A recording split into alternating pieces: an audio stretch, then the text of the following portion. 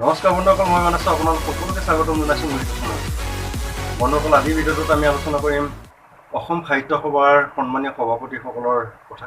হয় বন্ধুসকল, অসম সাহিত্য সভাৰ সভাপতিসকলৰ কাৰ্যকাল 1917 চনৰ পৰা একাদিক্ৰমে 1999 চনলৈকে এবছৰীয়া কাৰ্যকাল আছিলে। তাৰ ভিতৰতে কেইজনমান সন্মানীয় সভাপতিয়ে 2 বছৰ 3 বছৰলৈকে কাৰ্যভাৰ গ্ৰহণ কৰিছিলে। 1999 চনৰ পৰা বৰ্তমানলৈকে কাৰ্যকাল 2 বছৰলৈ বৃদ্ধি কৰা হয়। আৰু এই সময়ছোৱাত 1917 চনৰ পৰা এই 2021 চনলৈকে কোন কোন সভাপতি আছিলে আৰু কোন কোন অধিৱেশনত কোনকেইখন অধিৱেশনত সভাপতিৰ দায়িত্ব গ্ৰহণ কৰিছিলে, এই গোটেই বিষয়বস্তুখিনি আজি ভিডিঅ'টো আলোচনা কৰিম। বন্ধুসকল, এতিয়ালৈকে যদি আপুনি মোৰ চেনেলটো ছাবস্ক্ৰাইব কৰা নাই তেতিয়াহ'লে ছাবস্ক্ৰাইব কৰি লওক, লগতে বেল আইকনটো অল প্ৰেছ কৰি লওক। ভিডিঅ'টো ভাল লাগিলে এটা লাইক কৰি নকৰিব। আহক ভিডিঅ'টো আৰম্ভ কৰোঁ। বন্ধুসকল, অসম সাহিত্য সভাৰ প্ৰথমখন অধিৱেশন অনুষ্ঠিত হৈছিলে শিৱসাগৰত। হয় বন্ধুসকল, 1917 চনত প্ৰথমখন অধিৱেশন অনুষ্ঠিত হৈছিলে শিৱসাগৰত। এই শিৱসাগৰ অধিৱেশনতে সন্মানীয় সভাপতি পদৰ বাবে নিৰ্বাচিত হৈছিলে প্ৰথমজন সভাপতি।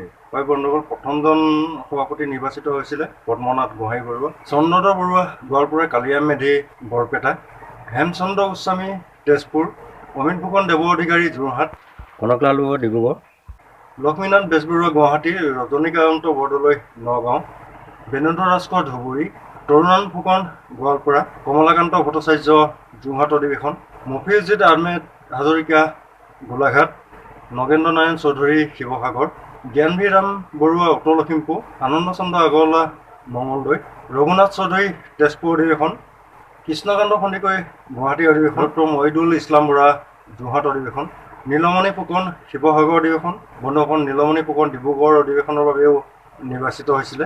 অম্বিকাগিৰি ৰায়চৌধুৰী মাৰ্ঘেৰিটা, ডক্টৰ সূৰ্যকুমাৰ ভূঞা শ্বিলং অধিৱেশনত সভাপতি পদৰ বাবে নিৰ্বাচিত হৈছিলে। আৰু নলিনীবালা দেৱী যোৰহাট অধিৱেশন, যতীন্দ্ৰনাথ দুৱাৰা গুৱাহাটী অধিৱেশন, বেণুধৰ শৰ্মা ধুবুৰী অধিৱেশন, পদ্মধৰ চলিহা তিনিচুকীয়া অধিৱেশন, অতুল চন্দ্ৰ হাজৰিকা নগাঁও অধিৱেশন, তলৈক্যনাথ গোস্বামী মিৰ্জা পলাগুৰি অধিৱেশন, তলৈক্যনাথ গোস্বামী দুবাৰৰ বাবে নিৰ্বাচিত হৈছিলে গোৱালপাৰা অধিৱেশন, ৰত্নকান্ত বৰকাকতি নাজিৰা অধিৱেশন, মিত্ৰদেৱ মহন্ত ডিগবৈ অধিৱেশন, ডিম্বেশ্বৰ বৰুৱা নলবাৰী অধিৱেশন, বিপিন চন্দ্ৰ বৰুৱা উত্তৰ লখিমপুৰ, নকুল চন্দ্ৰ ভূঞা ডিব্ৰুগড় অধিৱেশন, জ্ঞাননাথ বৰা তেজপুৰ অধিৱেশন, আনন্দ চন্দ্ৰ বৰুৱা বৰপেটা অধিৱেশন, উপেন্দ্ৰনাথ লেখাৰু ধিং অধিৱেশন, তীৰ্থনাথ শৰ্মা মাকুম ডিব্ৰুগড় অধিৱেশন, হেম বৰুৱা ধুবুৰী, গিৰিধৰ শৰ্মা ৰঙিয়া অধিৱেশন, ডক্টৰ মহেশ্বৰ নেওগ মঙলদৈ অধিৱেশন, ডক্টৰ সত্যেন্দ্ৰনাথ শৰ্মা তিতাবৰ অধিৱেশন, যোগেশ্বৰ শৰ্মা টিহু অধিৱেশন, চৈয়দ আব্দুল মালিক অভয়াপুৰী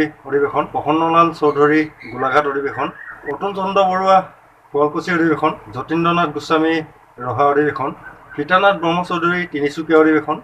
বন্ধুসকল, সীতানাথ ব্ৰহ্মচৌধুৰী ডিফু অধিৱেশনতো দ্বিতীয়বাৰৰ বাবে নিৰ্বাচিত হয়। ডক্টৰ বীৰেন্দ্ৰ কুমাৰ ভট্টাচাৰ্য বঙাইগাঁও অধিৱেশন, যোগেশ দাস বিহপুৰীয়া অধিৱেশন, বীৰেন বৰকটকী কামপুৰ অধিৱেশন, ডক্টৰ মহেন্দ্ৰ বৰা পাঠশালা অধিৱেশন, কীৰ্তিনাথ হাজৰিকা হাইলাকান্দি অধিৱেশন, মহিম বৰা ডুমডুমা অধিৱেশন, নৱকান্ত বৰুৱা বিশ্বনাথ চাৰিআলি, নিৰ্মল প্ৰভা বৰদলৈ দুধনৈ অধিৱেশন, লক্ষ্যধৰ চৌধুৰী গোৰেশ্বৰ অধিৱেশন, ডক্টৰ ভূপেন হাজৰিকা শিৱসাগৰ অধিৱেশন, ডক্টৰ লীলা গগৈ মৰিগাঁও অধিৱেশন, হিতেশ ডেকা সৰ্থেবাৰী অধিৱেশন, লক্ষীনন্দন বৰা বোকাখাট অধিৱেশন, নগেন শইকীয়া বিলাসী বৰা অধিৱেশন। আৰু নগেন শইকীয়াদেৱ দ্বিতীয়বাৰৰ বাবে নিৰ্বাচিত হৈছিলে হাওৰাঘাট অধিৱেশনত, চন্দ্ৰপ্ৰসাদ শইকীয়া হাজো অধিৱেশন। বন্ধুসকল, এয়া আছিলে 1917 চনৰ পৰা 1999 চনলৈকে এবছৰীয়া কাৰ্যকাল আছিলে। ইয়াৰ পাছৰ পৰা 1999 পৰা একাদিক্ৰমে বৰ্তমানলৈকে দুবছৰীয়া কাৰ্যকাল কৰা হ'ল সভাপতিসকলৰ। 1999 চনৰ পৰা 2001লৈকে চন্দ্ৰপ্ৰসাদ শইকীয়াদেৱে সভাপতিত্ব কৰি আছিলে। 2001 চনত ডিব্ৰুগড় অধিৱেশনত হোমেন বৰগোহাঁই সভাপতি পদৰ বাবে নিৰ্বাচিত হৈছিলে। বীৰেন্দ্ৰনাথ দত্ত লখিমপুৰ অধিৱেশনত নিৰ্বাচিত হৈছিল। কনকসেন ডেকা চিপাঝাৰ অধিৱেশন। বন্ধুসকল, কনকসেন ডেকা দ্বিতীয়বাৰ চাপৰৰ অধিৱেশনতো নিৰ্বাচিত হৈছিলে। ৰংবং তেৰেং ধেমাজি অধিৱেশন, ৰংবং তেৰেং দ্বিতীয়বাৰৰ বাবে নিৰ্বাচিত হৈছিলে থালাংচু অধিৱেশনত। ইমৰান শ্বাহ বৰপেটা অধিৱেশনত নিৰ্বাচিত হৈছিল। ধ্ৰুৱজ্যোতি বৰা কলিয়াবৰ কলিয়াবৰত দ্বিতীয়বাৰৰ বাবে অধিৱেশন অনুষ্ঠিত হৈছিলে। দ্বিতীয়বাৰো ধ্ৰুৱজ্যোতি বৰাই কলিয়াবৰ অধিৱেশনত সভাপতি পদৰ বাবে নিৰ্বাচিত হৈছিলে। পৰমানন্দ ৰাজবংশী বৰডুমচা ৰহা। বন্ধুসকল, 2020-21 অনুষ্ঠিত হোৱা শুৱালকুছি অধিৱেশনত সন্মানী সভাপতি পদৰ বাবে নিৰ্বাচিত হৈছিলে কুলধৰ শইকীয়াদেৱ। হয় বন্ধুসকল, বৰ্তমানলৈকে তেখেতে এতিয়া অধিষ্ঠিত হৈ আছে। বন্ধুসকল, ভিডিঅ'টো আজি ইমানে আছিলে। আজি আমি ভিডিঅ'টোত আলোচনা কৰিলোঁ অসম সাহিত্য সভাৰ সন্মানীয় সভাপতিসকলৰ নাম আৰু অধিৱেশন অনুষ্ঠিত হোৱা ঠাইসমূহৰ। বন্ধুসকল, ভিডিঅ'টো যদি ভাল লাগিলে এটা লাইক কৰিব আৰু এতিয়ালৈকে যদি চেনেলটো আপুনি ছাবস্ক্ৰাইব কৰি লোৱা নাই, ছাবস্ক্ৰাইব কৰি লৈ বেল আইকনটো অল প্ৰেছ কৰিব। আজিলৈ আহোঁ বন্ধুসকল, জয় অসম।